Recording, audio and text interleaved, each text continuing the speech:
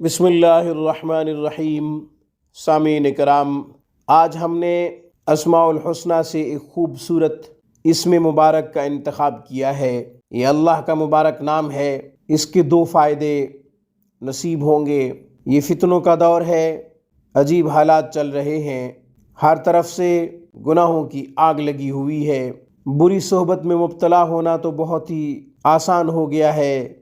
گھر سے باہر نکلو یا پھر مسجد سے باہر نکلو تو گناہوں کی آگ میں جلنا پڑتا ہے۔ خود کو جتنا بچانا چاہو تو بھی نہیں بچ پاتے۔ اللہ تعالیٰ سے رجوع کے علاوہ کوئی اور چارہ نہیں ہے۔ یا مساجد کا ماحول بچا سکتا ہے یا پھر گھروں کا ماحول گناہوں سے بچا سکتا ہے۔ ان گھروں کا ماحول جہاں گناہوں کے آلات نہ ہوں، گناہوں کے ذرائع نہ ہوں، گناہ کرنے کے اسباب نہ ہوں، ان گھروں کا ماحول نیکی کی طرف راغب کر سکتا ہے، شوق پیدا کر سکتا ہے۔ نیکی کا شوق ذوق تب پیدا ہوگا جب گناہوں کے لیے کوئی ذرائع یا اسباب نہ ہوں۔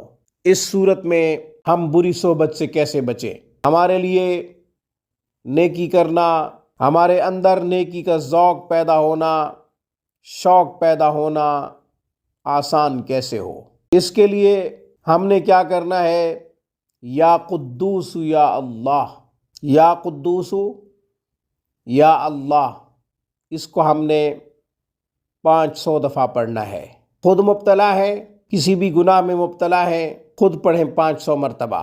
اور اگر آپ کے گھر کا کوئی فرد مبتلا ہے، آپ چاہتے ہیں کہ وہ اس گناہ سے بچ جائے، تو 500 مرتبہ پڑھ کر پانی پہ دم کر کے اس کو پانی پلائیں۔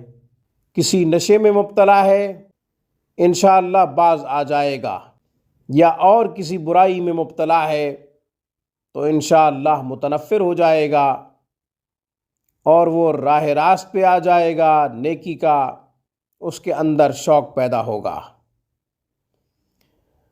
تو یہ ہمارا مبارک عمل دو چیزوں کے لیے ہے، بری صحبت سے نجات کے لیے ہے اور نیکی کا شوق پیدا کرنے کے لیے، نیکی کی رغبت پیدا کرنے کے لیے۔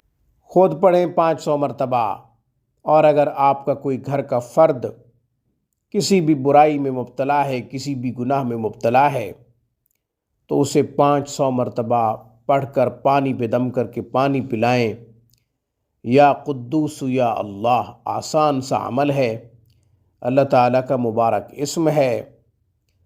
قرآن عظیم الشان بھی یہی کہتا ہے کہ اللہ تعالیٰ کے مبارک نام خوبصورت ہیں، ان سے اللہ کو پکارا کرو، ان کے ذریعے اللہ کو پکارا کرو، اللہ سے مانگا کرو۔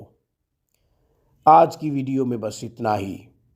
السلام علیکم ورحمۃ اللہ وبرکاتہ۔